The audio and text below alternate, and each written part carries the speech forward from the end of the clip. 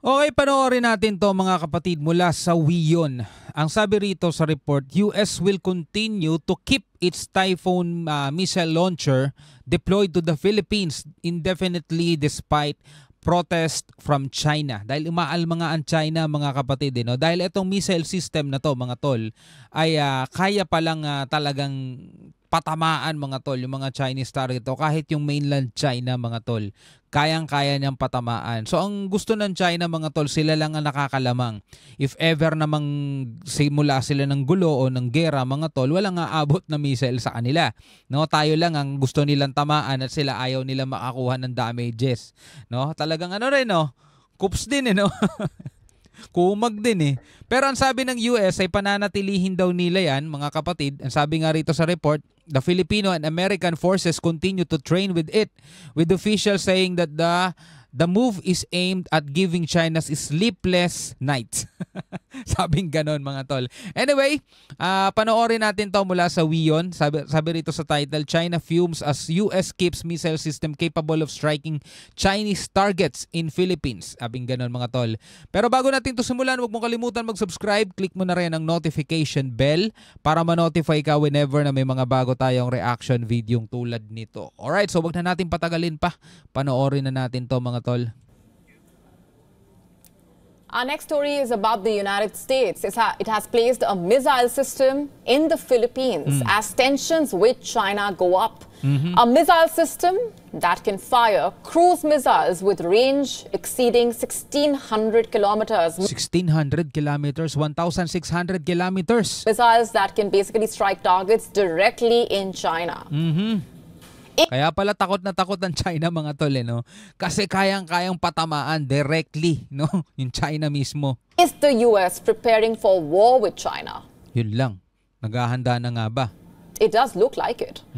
The missile system had been deployed on the northern island of Luzon. Alam niyo mga tol, kung ang tanong dito, ang Amerika daw ba ay naghahanda na makipaggera sa China? Ganun din naman ang tanong sa Pilipinas. Ang Pilipinas nga ba ay naghahanda na makipaggera sa Pilipinas? Alam nyo mga tol, no, sa kahit na anong panahon, gera man yan o hindi mga tol, ilagay na lang natin, mas pasimplihan na lang natin mga tol. Diba? Kaya tayo nagkakaroon ng insurance, paghahanda yan sa kung ano man yung mga bagay na hindi natin inaasahan na posibleng mangyari. Diba? Yung iba nga kumukuha ng life insurance, kumukuha ng death insurance, kumukuha ng kung ano-anong insurance. Para saan yun mga tol? Para halimbawa may mangyari sa'yo, may nakahanda ka, diba? Tayo nag-iipon. Naghahanda yan sa panahon ng tag-ulan. Hindi kasi pwedeng patay-bahala ka na lang di ba? So ang Pilipinas, mga tol, syempre nakikita naman natin ang nangyayari sa ating karagatan at nakikita natin mas lalong nagiging agresibo ang China sa kanilang pangaangkin ng mga teritoryong hindi naman kanila at nakikita natin kung gaano sila ka-agresibo at nakikita rin naman natin at naririnig natin yung mga babala nila. Anong gagawin ng mga sundalo natin? Tutulala. Siyempre hindi. Dapat tayong maghanda mga tol. Dapat tayong mag-prepare. Kasi hindi naman pwede na bigla na lang dumating itong halimbawa labanan. Wag naman sana no. Pero pag biglang dumating ang labanan tapos wala man lang tayo kahit na anong handa, anong mangyayari sa atin mga tol? 'Di ba? So normal talagang maghanda ka lalong-lalo na kung may mga ganitong threat. Tanong, ang China ba isang threat? Nakikita natin ngayon mga tol. Oo, ganun na ganun sila. Facing the South China Sea, it is close to the Taiwan Strait. Latest satellite image taken by Planet Labs showed the typhoon at the Lawag International Airport in Ilocos Norte Province. Doon nga lang sa Lawag yun. Dapat nga meron din tayo sa may Palawan. Dapat nga lahat ng parte ng no, na nakaharap sa West Philippine Sea may ganyan You see, according to reports, the United States has no immediate plans to withdraw a mid-range missile system that was deployed at a location in North Philippines, despite Chinese demands. It's called the Typhoon system and it was brought in for joint exercises earlier this year, but it has remained there. According to Philippine officials, Filipino and US forces continue to train using it. The Southeast Asian archipelago of the Philippines, which is also Taiwan's neighbor to the south, by the way, is an important part of America's strategy in the region. So doon nakalagay sa Lawag International Airport o malapit doon, basta sa may Luwag, no? Lawag. na napakalapit din naman to sa Taiwan, mga tol. Ang problema ng China kasi rito, kaya gusto nilang alisin yan, hindi dahil sa baka sakupin nila yung West Philippine Sea. Ang kinakatakot nila, mga tol, na kapag sinimulan nilang sakupin itong Taiwan, dahil yun naman talaga yung matagal na nilang gustong sakupin, merong missile system ang Amerika na pwedeng gamitin sa kanila. Na ipinosisyon ng Amerika, mga tol, malapit din naman sa Taiwan. Kumbaga, strategic location nga kung tatawagin, kung titignan mo, mga tol. Biruin mo, itong pulan to. Ito yung Taiwan eh. Kung sakasakaling atakihin ng China yan, andirito agad yung response ng US, mga tol. Ang tanong, papayagan ba yan ng gobyerno ng Pilipinas, di ba? Isa pang tanungan yon, mga tol, isa pang debate tungkol dyan. Siyempre, lagi naman sinasabi ng ating gobyerno, hindi nila pahihintulutan na yung mga EDCA sites nga at yung mga missile system na nandirito, kung meron man, mga tol, na tulad ng Typhoon missile, gagamitin sa laban na hindi naman atin. Diba? Ito'y protection at ito nga sinasabi, ginagamit lang daw to sa mga exercises eh. Hindi naman daw talaga pinaputok yan, sabing ganun, mga tol. Pero di natin nalalaman kung ano mangyayari sa hinaharap, diba? At yun ang pinapangambahan ng China. Diba? Kasi ang gusto nila, walang laban dapat sa kanila eh. Dapat sila yung lamang eh. In the event of war, the Philippines would be an indispensable staging point for the military to aid Taiwan. Of course, China is not happy with the American move. China and Russia have condemned the first deployment of the system to the Indo-Pacific and accused Washington of fueling an arms race. Isa pa to, yung Russia, mga tol. Diba? Bigla nga silang sumugod sa Ukraine eh. On Thursday, in fact, China's foreign ministry said that Beijing was very concerned about the US plan to keep the system in place. China is gravely concerned about relevant reports with regard to the deployment of the mid-range missile system in the Philippines by the United States of America. Masyado silang nababahala, mga tol. Natatakot sila sa sarili nilang multo. Diba? Napaka-agresibo nila, mga tol. Kumbaga, matatawag mo nga, napakawalang hiya nila sa dagat eh, diba? Lahat na lang ng ginagawa nating pagpapatrolya, mga misyon para supplyan yung ating mga barko dyan. Lahat yun, mga tol, inaharas nila. Hindi kanila yun. Nakapirma sila dun sa UNCLOS. Hindi kanila yun. 200 nautical miles ng Pilipinas yan. Sabi ng 2016 arbitral ruling, baseless yung claim ng China. Mga tol, pero tingnan mo, kung milalabas sila sa batas, hindi, binastos nila eh. Wala nga silang paggalang sa mga sa international law, sa UNCLOS eh. Ngayon, takot na takot sila, mga tol. China has repeatedly and sternly stated its opposition. We urge the countries concerned to face up to the voices of the countries in the region, rectify their wrongdoings as soon as possible, stop provoking military confrontation, withdraw the missile system as soon as possible. Parang nakikita natin dito, mga tol, no? Delusional masyado ang China. Sa isip at paniniwala nila, sila ang tama, sila ang nasa katwiran, sila ang mabuti, sila naghahangad ng kapayapaan. Pero, mga tol, yung galawan nila, kabaliktaran.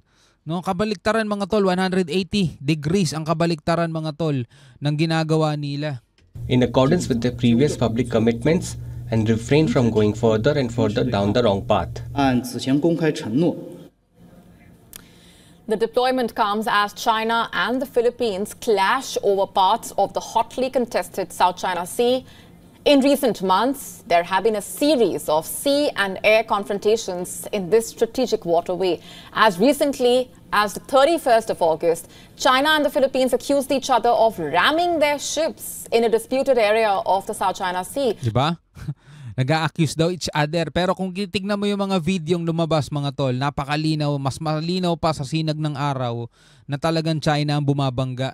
Footage released by the Philippine Coast Guard showed multiple collisions between the two ships in the South China Sea. According to Philippine Army spokesman Colonel Louis de Mala, training was ongoing and it was up to the US Army Pacific to decide how long the missile system would stay. The Philippine Army had said the Typhoon could stay beyond September. Soldiers trained with it as recently as last week.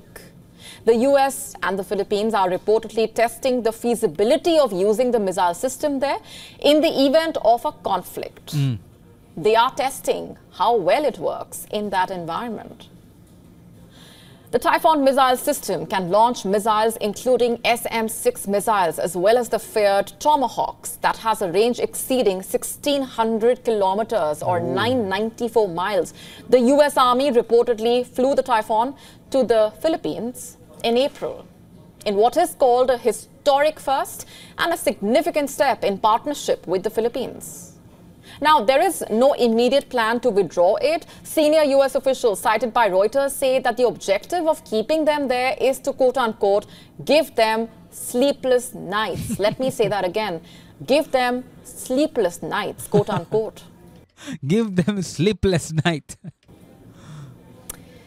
By them, they mean China, of course. The official, in fact, said that there was strategic value for the Philippines in keeping the system to deter China. Amid tensions with China around Taiwan and the Indo-Pacific region, basically, the US has been amassing a variety of anti-ship weapons in the region. Washington is trying to catch up quickly, in a way, to a missile race, in which China has currently got a big lead. Although it's not clear just how many will be deployed in the Indo-Pacific region, US government documents outlining military purchases say that more than 800 SM-6 missiles are due to be brought in the next 5 years. China has denounced the deployment of the Typhoon several times, including in May, when the spokesperson for China's defense ministry accused the Philippines and the US of bringing huge risks of war into the region. Magaling sila mang ganyan. Magaling sila mang psycho, di ba? Yung mga ganong pananalita nila, mga tol. Pero alisin mo yung missile na yan, alisin mo yung Amerika dito sa picture. Pilipinas at China, mga tol, napakawala talagang yan itong mga to eh. Wala naman nagbabago, mga tol eh. Ganun, at mas matitindi pa lalo yung pangaharas nila, mga kapatid. Kasi nakikita nila walang depensa. Makikita nila na walang tutulong, walang kaalyado, nag-iisa ka lang. O lalo silang mambubulas, mga tol. 'Di ba? Ulitin natin, mga tol, sa isang lugar, sa isang halimbawa bakanting lote, 'di ba? Kapag hindi mo yan binakuran, hindi mo nilagyan ng security, matataas na bakod at hindi mo nilagyan ng bantay, mga tol, sasakupin yan ng mga squatter. Pupuntahan yan, tatayuan yan ng iba't ibang mga bahay. Dadami tao dyan, tas darating ang panahon, hindi mo na mababawi bilang may-ari. Diba? Gagastos ka na mahal para sa korte, gagastos ka ng mahal kasi kailangan mo silang i-relocate, ikaw pa magbabayad sa kanila, ikaw na nga inagawan ng lupa diba? Ganon din dito, mga tol eh. Biruin mo kung wala ang Amerika o kaya wala tayong kaalyado, diba? Wala tayong deterrence para sa kanila, mga tol. Wala, mananatiling mas maangas pa sa maangas yung mga yan. And while China gives out that lecture to America, it has continued to provoke tensions in the region. It has fully militarized at least 3 of several islands it built in the South China Sea, which it mostly claims in full. And this, by the way, is despite a 2016 arbitral ruling backing the Philippines. Diba? May arbitral ruling na nga pero wala pa rin. Remember, Beijing claims almost the entire South China Sea, including parts claimed by the Philippines, Brunei, Malaysia, Taiwan, Vietnam, portions of the waterway where $3 trillion worth of trade passes annually are believed to be rich in oil and natural gas deposits as well as fish stocks. To confront the Chinese threat, the Philippines is modernizing its military. India, for that matter, has also delivered its supersonic cruise missiles to the Philippines in a bid to arm the country against China. To stay up to... Grabe, di ba? May batas na lahat-lahat. UNCLOS international law, mga tol. Meron pang arbitral ruling pero wala. Di ba? Hindi kinikilala ng China yon na talagang binabaliwala nila, kiniklaim nila almost entirely South China Sea, mga tol. Diba? Kasama na doon yung 200 nautical miles exclusive economic zone ng Pilipinas, mga tol. Kumbaga para sa kanila, hoy Pilipinas, wala kayong dagat, wag kayong mangarap. Parang ganun, mga tol. Ay nako. Anyway, hindi lang naman tayo apektado rito Napakaraming mga bansa, mga tol. At kapag itong mga bansang to nagkasundo-sundo, napakaraming kalaban ng China, mga tol. Sila rin ang babagsak bandang huli. Anyway, kung ikaw ay isang Pilipino at gusto mo yung mga ganitong klaseng reaction video at pwede ka rin syempre makisalin, magbigay ka ng komento sa ibaba, reaction at ang iyong opinion o palapalagay about sa mga kaganapan dito sa West Philippine Sea, pwede ka magbigay ng iyong komento sa ibaba. Hanggang sa muli, ako nga pala si Shobal D. Peace out.